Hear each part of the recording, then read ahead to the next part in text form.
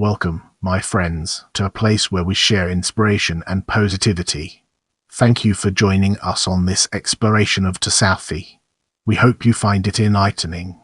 Southey or to Robert Southey was written by Samuel Taylor Coleridge and published in the 14 January 1795 Morning Chronicle as part of his Sonnets on Eminent Characters series. Robert Southey became a close friend of Coleridge during the summer of 1794, and the two originally formed a plan to start an ideal community together. Although the plan fell apart, Coleridge dedicated the poem to his friend and emphasized Southey's poetic abilities. Following the poem, Coleridge further drifted from Southey and the poem was not republished. In this part of the video, we'll be delving deeper into background and analyzing its key components. Coleridge first met Southey when Coleridge was about to tour Wales during the summer of 1794. They shared similar political views and the two bonded immediately. Together, they established a plan to create a community run by the ideas of pantisocracy, a system that would emphasize agriculture and communal living. To further attain this goal, they each married one of the Fricker sisters and started to make financial arrangements along with discussing with others that would join them. The two wrote many poems, with the Fall of Robespierre written by both, and they planned to sell the poems to help provide money. However, Coleridge left the side of his wife and travelled to London to further his poetic career. On 1 December 1794, the Morning Chronicle began to run a series of Coleridge's poems called Sonnets on Eminent Characters or on Eminent Contemporaries.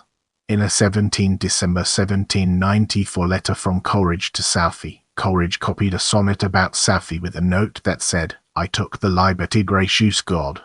Pardon me for the aristocratic frigidity of that expression. He indulged my feelings by sending this among my contemporary sonnets." The poem was printed for the 14 January 1795 Morning Chronicle, which ran it as the 10th poem of Coleridge's series under the name to Robert Southey, of Balliol College, Oxford, author of the Retrospect, and other poems. It was the only time the poem was published.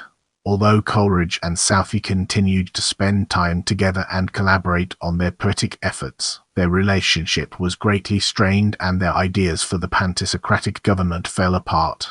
The change in Coleridge's opinions on both Southey and William Godwin is reflected in Coleridge not republishing the poems on either of them within his 1796 collection of poems. However, Coleridge also omitted the poems because he did not think they were any good. In the following section, we'll be immersing ourselves in the captivating world of poem. The only edition of the poem reads. In the following segment, we'll be examining themes in greater detail. The Sonnets on Eminent Characters contained many poems dedicated to those Coleridge considered his hero from many fields, with Southey ranking amongst them. Like the poems in the series to Godwin and to Bowles, to Southey talks about Coleridge's personal life and Southey's involvement in it. The heroes were divided into those who were artists, intellectuals, political figures, and military figures in a way similar to Milton.